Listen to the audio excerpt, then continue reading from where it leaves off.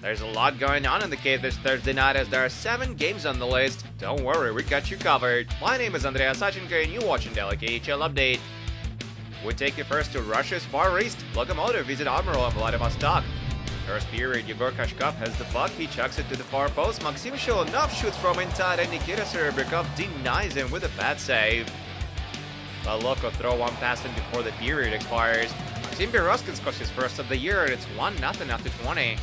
The Sailors respond with 2 goals in the second. Nikolai Chubykin feeds Artem Gareev and he sends it past Ivan Bacharov Superman style. And a few minutes later, Captain Libor Shulik bubbles the net with a shot from the left circle. He's got 5 on the season. Loko get back even early in the third. Alexander Yelesa rifles it past Serebryakov with a point shot. Regulation and overtime solve nothing, so the game goes to the shootout and Admirals get the extra point. Nikolai Chubykin with the deciding attempt. Admirals beat Loko on home ice and tied the season series. 3-2 is the final.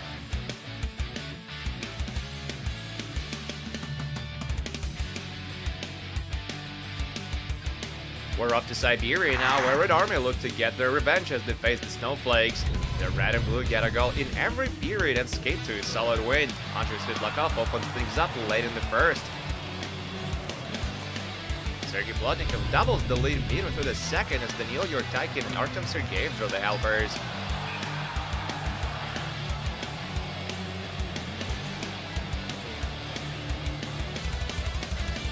And late in regulation, Vitaly Abramov puts a bow on it.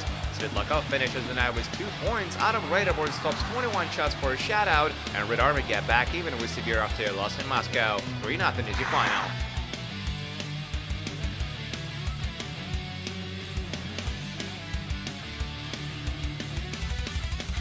And now to Ufa for a blockbuster game between Salam and Madelerg. The hosts get on the board early. Rookie Alexander Khmelevsky one-times it home for his 7th of the season. It comes in a power play. Salam improved their lead a few minutes later with another goal on the man advantage. This time Pavel Kolinov hammers it past Eddie Pasquale. Magnitka make it a 2-1 hockey game just over a minute later. Philip Payet tries to send it to the slot but gets a lucky bounce and a goal instead. Not a bad trade-off. Madelerg get a power play soon after that and they convert on net. Former Peterborough repeat Nikita Kurastilov in just 1/3 of the year.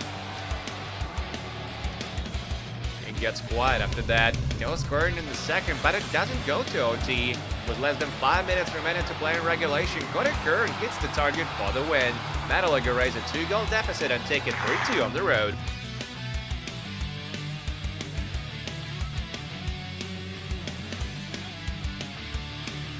Next up, Nizhny comes. Neftekhimik play host to Dynamo Moscow. The Wolves strike first. Ruslan Petrushev gets the puck on open ice, takes a long shot and scores his 2nd career KHL goal. The blue and white respond midway through the period. They steal the puck on the forecheck and Eric O'Dell nets his 9th of the year. Second period now, Dynamo in the offensive zone. The puck squirts out to Maxim Sushko, who takes a hard shot and hits the iron. Unlucky. Moscow do get in the lead right after that though. Ilya Kablakov, who isn't exactly known for being a sniper, is credited with his 1st of the year. The Wolves tie it up before the intermission. Slava Leshenko finishes up the tic-tac-toe play to make it a 2-2 hockey game.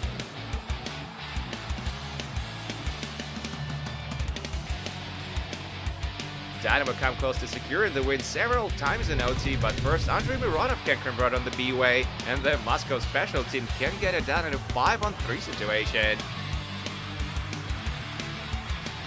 It has to be decided in the shootout, and Neftekhimik get the extra point. Mikhail Nazarov with the deciding attempt. The Wolves win their 5th in a row after a terrible start. 3-2 is the final.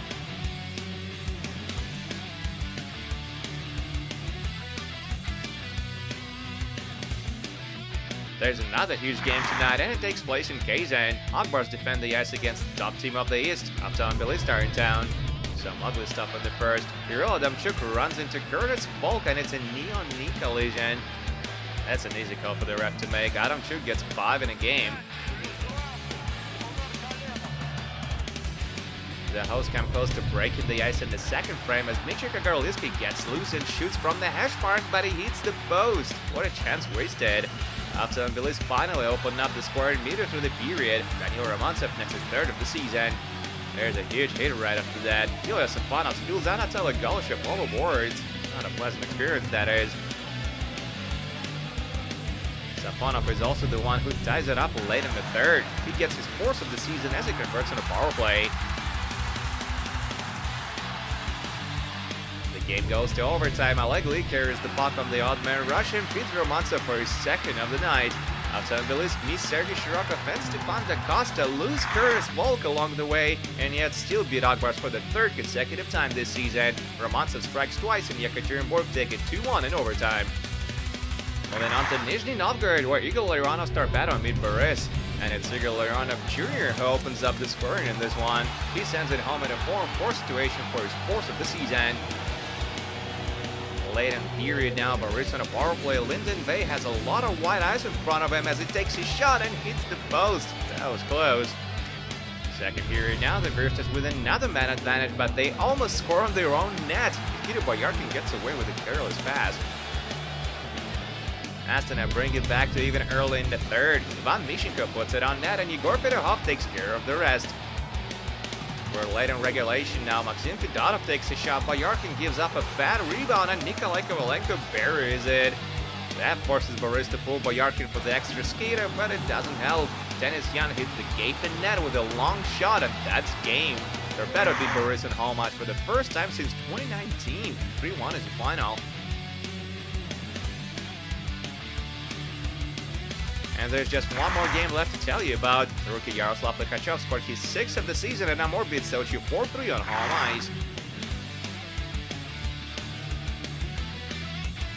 And that's it for the KHL update, but do come back tomorrow for 3 more games, including Kowloon Red Star vs Traktor and Spartak against Aristal.